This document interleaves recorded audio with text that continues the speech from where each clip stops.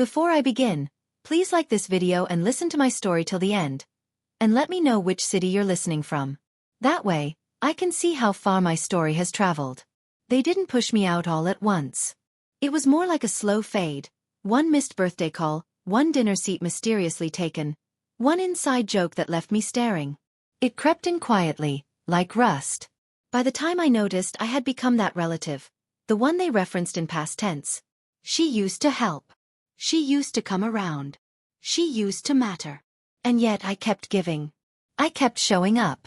I kept hoping, foolishly maybe, that love would sound different if I just stayed silent long enough. But that evening, everything shifted. We were all seated around a grand table at the Lexington Military Club. The name alone carried pride, tradition, iron discipline. The room shimmered with gold chandeliers and polished glass. I sat near the end, cradling a small envelope. The only thing I'd brought with me. Inside it, a photo, old and worn, of me and my father. Back when his medals hadn't yet outnumbered his words. Back when he still saw me. From across the table, my mother's glance cut through the noise. Her lips curled into that thin, familiar smile. "Well," she said in her soft as vinegar voice, "at least you showed up this time." I smiled back, calm as winter. "At least you noticed." Laughter broke out, bright and sharp. The kind that stings more than it soothes. I laughed too, but it wasn't real. You know that laugh. The one you used to survive. They traded stories about battles I'd never fought. Promotions I wasn't allowed to mention. When my father toasted my brother-in-law, the kind of man this family is built on, I stared at the empty chair beside me. And I wondered, when exactly had I stopped being part of that foundation? Have you ever felt invisible in your own family? Drop a heart in the comments if you've been there. When the evening finally dragged to its end, my brother called after me, smirking. "Still doing that work from home gig, huh? Must be nice not having a boss." I didn't turn around. Just said, "Someone's got to protect your radar," and walked out before the joke landed. Outside, the night air smelled like salt and steel. The harbor lights twinkled in silence, those sleeping ships, heavy with memories. And standing there, I realized something painful. I used to think being quiet earned respect. All it ever did was teach them that I would take the hit and smile through it. That night, I smiled one last time. And in that moment, I stopped being the story they could rewrite. But when I returned home, to the city I hadn't stepped foot in for 3 years, the ghosts were waiting. And one of them was dressed in uniform. Charleston hadn't changed. The harbor still breathed that old mix of salt and steel. Ships lined the water like statues to stories I'd stopped believing in. I hadn't set foot here in over 3 years. And yet, walking into that hall felt like stepping into a painting I was never really part of. Everyone in it had kept moving without me. The Lexington Naval Club glowed with its usual glory. Brass lamps, high ceilings, and the kind of pride you can't question without being called ungrateful. At the center stood my father, Edward Lancaster. Back straight, voice full of command. 65 years old and still a colonel in every room he entered. My mother, Lorraine, circled nearby like a diplomat, arranging smiles with surgical precision. My siblings sparkled in their matching uniforms of approval. Michelle passed around photos of her husband's new commendation. Brandon flashed his Coast Guard badge like it was proof of divine favor. And me? I sat quietly at the end, folding my hands around that small envelope. That photo. Michelle's voice rose above the clink of wine glasses. "Ryan just got reassigned to the Pacific Fleet. Admiral Shaw said he's one of the sharpest minds he's seen." Applause followed. My father's eyes gleamed. "That's the kind of man this family is built on," he said, beaming toward Ryan, "the golden husband, the golden boy." I looked down at my lap. The envelope's edges were soft now from how tightly I held it. The chair beside me sat empty. Always empty. At some point you stop asking why. Can you relate to giving everything to people who forget you once the spotlight turns? Type, "I feel this," if you've ever been there. After dinner, as I stood to leave, Brandon called after me again with that familiar smirk. "Still freelancing in your PJs, huh? Must be fun." I didn't even glance back. Someone's got to make sure your aircraft doesn't get hacked mid-flight. No one laughed. Not because it wasn't clever, but because they didn't understand it. And they didn't care to. That night, I stood outside in the shadows, watching the ships sleep under a sky full of secrets. I realized something that shook me more than I expected. I'd spent years believing that love meant helping without being seen. But invisibility. It isn't grace. It's erasure. They never asked how Mom's hospital bill got paid. They never asked who cleared Brandon's name when he nearly got suspended for misusing surveillance equipment. They never asked how Michelle's entire thesis data was recovered, even though she cried at midnight thinking she'd lost it all. Because I was the one who fixed it. Quietly. Secretly. Every time. And they told those stories around tables I was never invited to. But then came the moment I couldn't ignore. A government deployment notice. A system I had built, being credited to someone else. Someone I shared blood with. The email came in with the usual cold efficiency. Subject, Deployment Notice, SE Radar Encryption Suite B7net. I froze. B7net was mine. Every line of that encryption code had come from nights I didn't sleep and sacrifices I never shared. I built it from scratch to protect naval radar systems from interference. Now, it was being deployed across the Southeast Fleet. Under a different name. No credit. No trace. The document listed Thermon Defense Technologies, a private contractor my father had once partnered with. My name? Gone. Erased from history like I never existed. I stared at the screen, the blue light painting my face like a ghost in glass. For a long time, I couldn't breathe. Not because of pride, but because of what it meant. I had been deleted. Again.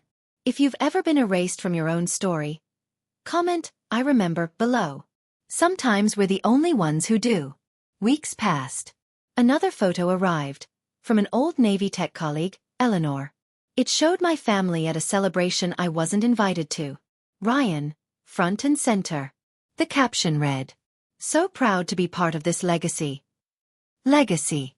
A word no one had ever used for me. I couldn't look away. Not because of the photo, but because of what Eleanor wrote under it. Funny thing. They're using your encryption suite. You know about that. I opened the archive logs. B7net was everywhere. But something wasn't right. The root code had been altered. Not broken. Deliberately rewritten. Whoever touched it had slipped in a backdoor. A way to view radar data without proper clearance. I felt the nausea rise. They'd weaponized my work. And the one responsible? Ryan Alden. My brother-in-law. The family favorite. The golden son-in-law. If it leaked, the Navy would explode in scandal. But if I stayed silent, a national defense network remained vulnerable. I sat at my desk, typing and deleting, typing and deleting. Every keystroke felt like choosing between loyalty and justice. Between being silent and being erased forever. But secrets don't stay buried. Not in a system I built. And when I ran a deeper trace, I found something worse than betrayal. The trace led somewhere I didn't want it to go. Buried deep in the logs was a signature. Thermon Patch version 4.2. An update from the same contractor my father used to toast at the dinner table. But this patch wasn't a fix. It was a doorway. The breach had been engineered. A quiet, deliberate siphon of data. Radar intel copied and sold. And the trail? It didn't point to Ryan. Not directly. It pointed to a civilian IP address. One registered on my parents' street. The device tag matched an old laptop once logged under the name Edward Lancaster. My father. I couldn't breathe. I stared at the screen, my hands shaking. This wasn't just some shady subcontractor. This was a pipeline of betrayal, and the name at the end of it was the same man who used to lift me onto his shoulders during 4th of July parades. Report it, and I destroy the last illusion they've all clung to. Stay silent, and I become their accomplice. That night, I sat in the dark, the monitor's glow flickering against my face. I didn't type. I didn't cry. I just sat, a quiet witness to the story they never thought I'd discover. What would you do? Protect the people who erased you, or speak the truth, even if it destroys what little family you have left? Drop heart, if you'd light the match. By morning, I made my choice. I filed an internal audit request to the Department of Defense. No name. Just a code. Consultant 47B7.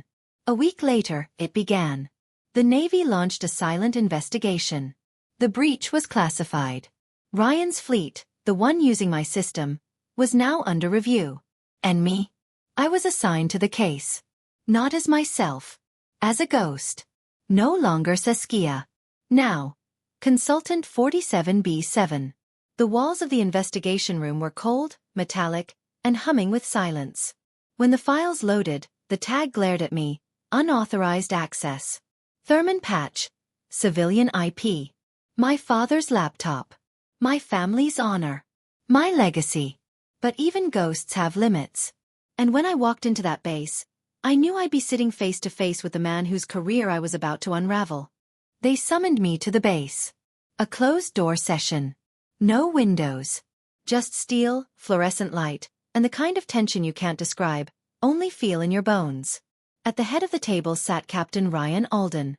His eyes locked on mine for a split second before protocol took over. "This is Consultant 47B7, the coordinator said. "She'll verify the breach." He nodded. "Understood." No one in that room knew the woman in the corner was his wife's sister. The one who never made it into the family photos. The one who rebuilt their lives behind the scenes. For 4 hours, I presented data. Log after log. Layer after layer. Each one tightening the air like a rope. When the others left, Ryan lingered. "Bennett," he said softly this time. "You wrote this code." I looked at him, steady. "I can't discuss that." He nodded once. Then it did its job. And walked out. That night, the system autologged a private call between him and my sister. I wasn't supposed to hear it, but it echoed in my mind long after. "Did you know your sister works for the Department of Defense?" "Saskia? She barely works." Pause. "Then you've been living next to a ghost with more stars than anyone in this family." 3 days later, we met on the old pier. Rain danced on the wood like 1,000 tiny drums. "You knew," he said, voice low. "I knew enough to stop it," I replied. He swallowed. "It's your father, isn't it?" I didn't answer. "I won't report it." "Not yet. But they're watching both of us." We stood there. 2 people from opposite worlds, bound by the same truth. A war fought in silence. And a code that bled like betrayal. When I got home, an envelope waited at my door. Inside, a photo of my desk. And a note. "Stay quiet. Saskia." No signature. But the handwriting was my mother's. Marissa's birthday arrived. Same night Ryan was set to receive his Navy Service Medal. I hadn't planned to go. But Mom called the night before. "You'll be there," she said coldly. "It's family." "I'm done making scenes," I said quietly. I arrived late. I wasn't dressed to dazzle. I sat near the back, where no one had to pretend I mattered. The room glittered. Gold, brass, champagne smiles. The host stepped up. Began his speech. Then, the main doors opened. Ryan walked in. Full dress whites. Cap in hand. Medals shining like lies. He didn't stop at the head table. Didn't look at Marissa. Didn't acknowledge my father. He walked straight to me. And saluted. "Ma'am," he said, voice clear. "On behalf of the division you protected. Thank you." A glass shattered behind us. I stood. My heart was a drum. "You don't owe me anything, Captain," I said. "You just did your duty." He nodded. "So did you." The room went still. The Kingdom of Pride cracked. I walked out into the sound of the sea. Tell me in the comments. And if you've dealt with something similar, share your story. You're not alone. Subscribe for more stories about standing your ground and reclaiming your life. 3 days later, the Department of Defense released the findings. Thurman Defense Contractors. Indicted. The breach, patched. Ryan. Cleared. No officers named. Not even me. But an envelope arrived that night. From Marissa. Inside. For believing what was easier to believe. For laughing when I should have asked. For not seeing what you carried. For all of us. I folded it gently. Set it beside my laptop. Days passed. One morning, my father called. His voice, for once, quiet. "We didn't realize how far you went to protect this country." You didn't have to, I said. That was my job. A month later, I spoke at a security forum in D.C. The talk was titled The Unseen Line of Defense. I spoke of the nameless. Of ghosts who build the world in silence. In the back row, I saw them. My parents. No ribbons. No uniforms. Only tears. When I returned to Charleston, I bought a small home by the water. The waves, finally, sounded like healing. On my desk, Marissa's note, edges softened by time. A photo of my father in uniform. Dark frame, worn wood. Then one last letter arrived. Dad tells everyone now that his eldest was the strongest soldier he never understood. I read it twice. Let it rest. I didn't cry. I didn't smile.